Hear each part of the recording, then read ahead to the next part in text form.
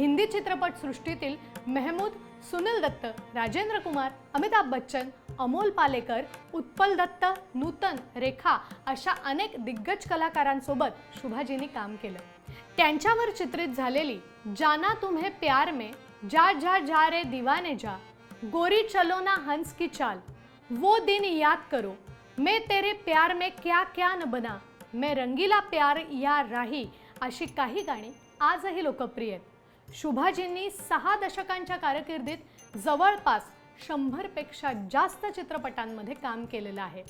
शुभाजींनी शुभमंगल, माझा पती करोडपती, प्रेमसूत्र, bucket list यांसारख्या मराठी चित्रपटात सुद्धा काम केलं।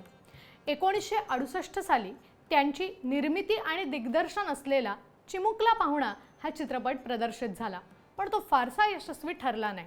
शुभाजींनी निर्मात्या म्हणून बॅचलर्स वाईफ हे इंग्रजी नाटक रंगभूमीवर आणलं आणि ते खूप यशस्वी ठरलं। याचबरोबर हेराफेरी, हम दोनो, लेट्स डू इट यांसारख्या नाटकांची निर्मिती आणि दिग्दर्शन सुद्धा त्यांनी केलंय। नाटक आणि चित्रपटांबरोबर शुभाजींनी अनेक सिरियलमध्ये सुद्धा अभिनय केला।